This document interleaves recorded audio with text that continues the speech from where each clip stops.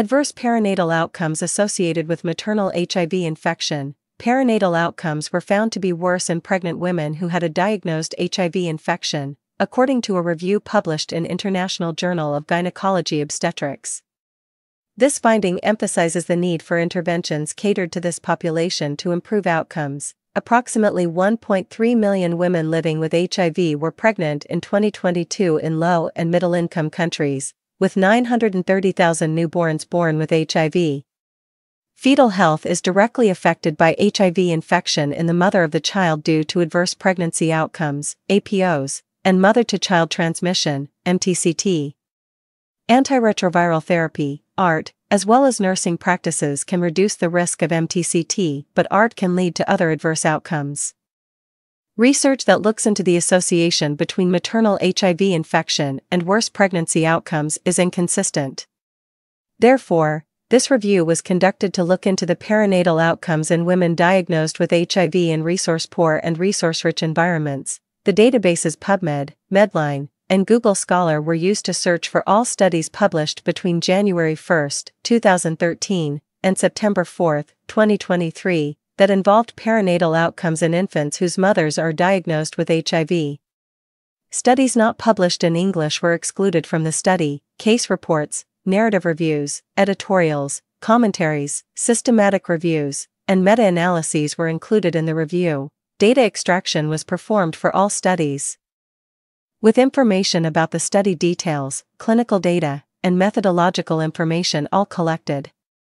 The risk of bias assessment was also conducted using the Newcastle-Ottawa scale. There were 9 studies that were included in this study, of which 4 were retrospective cohort studies, 2 were prospective cohort studies, 2 were cross-sectional studies, and 1 was an observational study. The studies came from Malawi, Brazil, India, Nigeria, the US, Canada, Tanzania, and China. Preterm birth, PTB, was defined as a birth of a newborn with a gestational age of less than 37 weeks in 5 of 8 studies that reported on this outcome. Low birth weight, LBW, was defined as weighing less than 2,500 g at birth in 6 of 8 studies. Perinatal mortality was defined as stillbirths and neonatal deaths within the first 7 days of life. A correlation between maternal HIV infection and APO was found in this review. PTB, LBW, and newborns small for gestational age, SGA, were found to be more frequent in a Brazilian observational study, 17.5%, 20.2%, and 16.2%, respectively. The correlations between an HIV infection in the mother and increases in SGA newborns, adjusted or, hour, 3.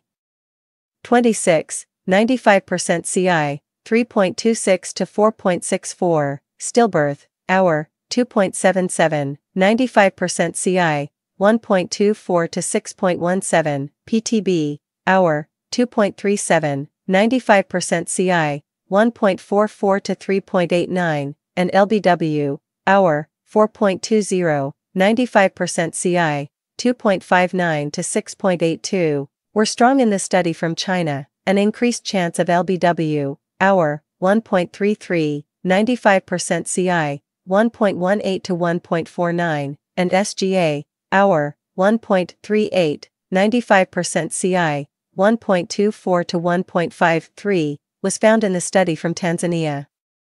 Maternal HIV had a negative effect on perinatal mortality, or 1.50, 95% CI, 1.10 to 3.10, and birth weight, mean, minus 25.3 g, 95% CI, minus 95.50 to 7.40 g. Perinatal death was significantly reduced through the use of ART, or 3.90, 95% CI, 1.10 to 14.80, but it did not affect birth weight. A study based in Canada found that there was a correlation between HIV infection in the mother and an elevated risk of SGA, 14. 6% versus 10.3%, PTB, 14.6% versus 6.3%, and LBW, 12.5% versus 4.6%, compared with mothers without HIV.